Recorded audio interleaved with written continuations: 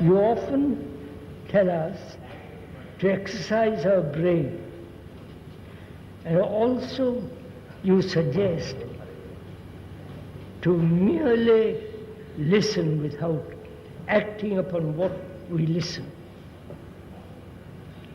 These two statements appear contradictory. Kindly explain. You often tell us to exercise our brain. That's better. Also, you suggest to merely listen without acting on what we have listened to. These two statements appear contradictory. Kindly explain. You often tell us to exercise our brain. We are exercising our brain most of the time. When you are earning money,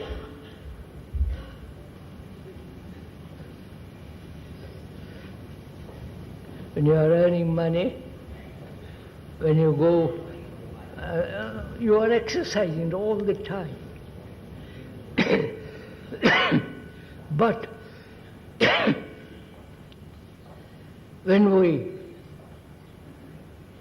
listen to somebody who's saying something totally different from what you think, what you are used to, we hardly listen to a statement made by another, which may not be the usual statement. So when the speaker suggested use your brain, use the entire brain, not just part of it. You understand?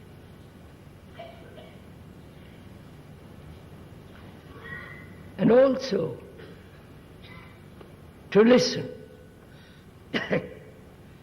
He has suggested that we should listen. And he explained what it means to listen. There is not only the hearing with the ear, but also there is a hearing behind the ear. You understand what I mean?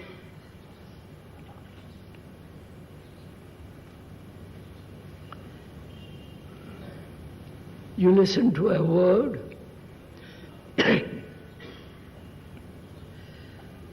the smog in this town is appalling. Sorry.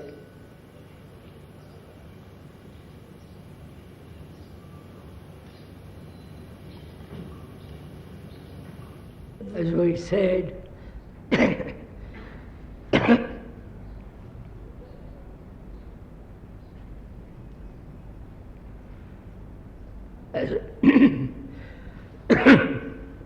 sorry.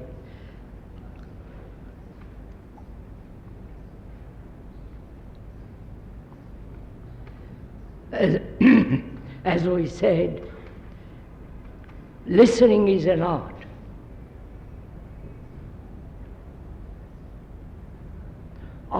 Art also means to put everything in its right place.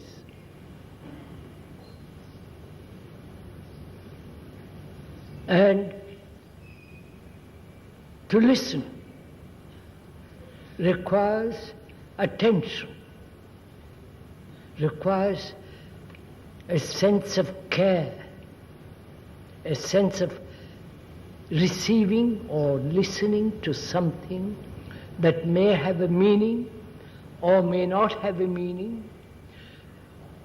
It may be a false statement, and to see, to hear in that false statement the truth of that false statement. You following on this? Hearing implies a great deal of sensitivity. Not just hearing, translating according to what your own pleasure or displeasure, or according to what already you know. but to listen as though you are listening for the first time to something that is being said. That is the art. Like any other art, it requires a great deal of the capacity to listen. Right? To listen to a wife, to a husband, to a friend, to listen to your children, or to a bird, and so and so on. So that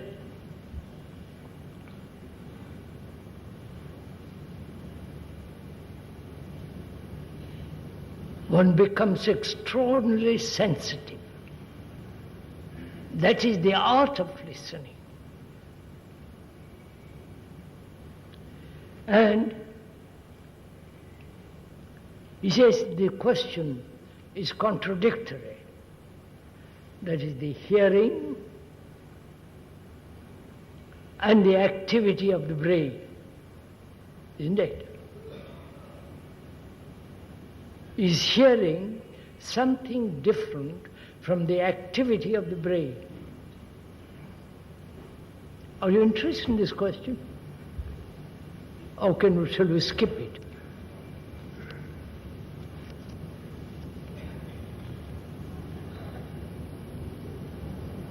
Have we noticed how our brain works?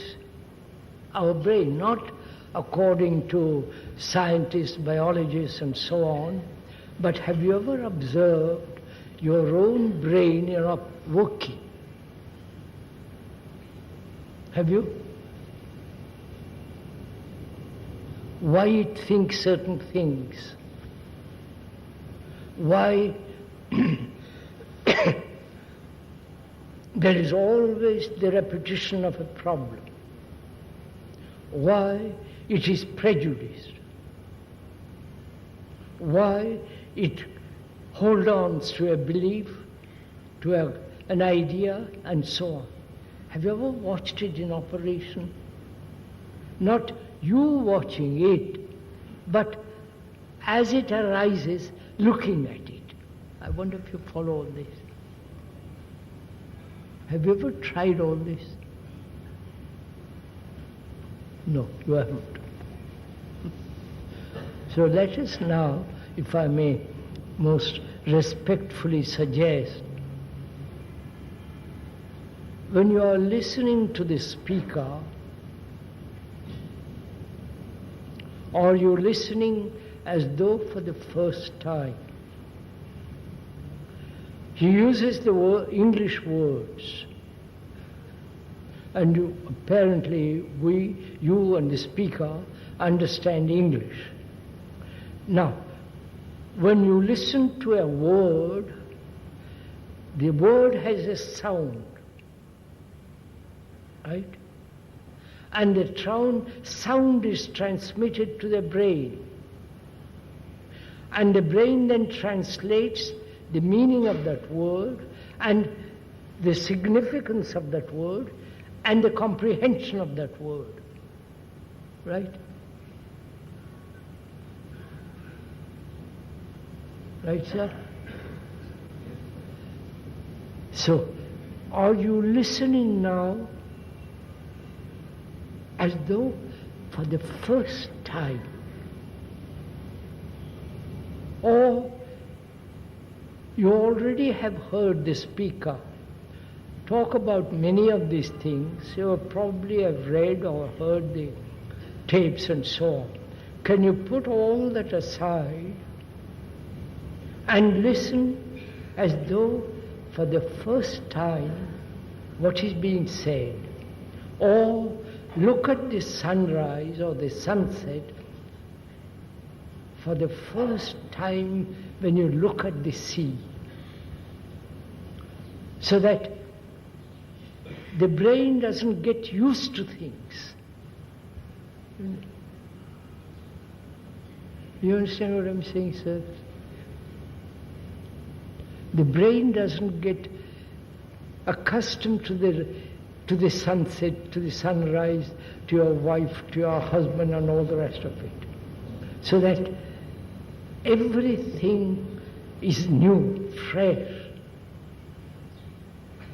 That is the art of listening, the art of seeing something as though you are looking at it for the first time, which means memory is withheld.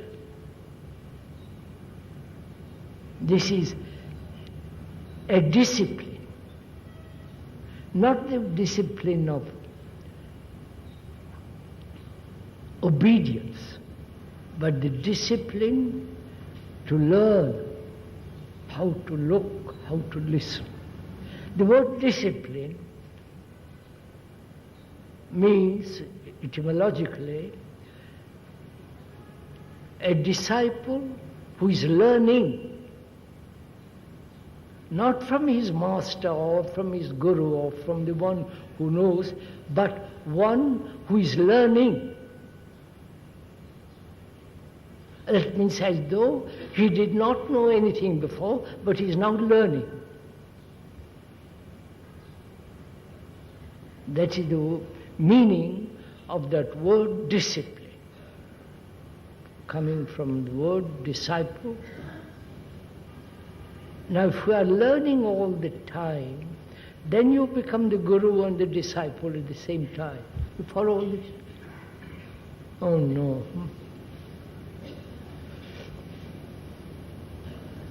Are you, if I may ask most, are you learning from the speaker? Are you really learning? Don't bother who said it, sir. If you are learning, and what does that word mean, learning? Memorizing? Or there is no additive process. You understand what I'm saying? No adding to what you already have accumulated, but rather you are not accumulating, but learning, moving. Probably you have done none of these things, it's all new. So, learning, hearing and seeing is a great art.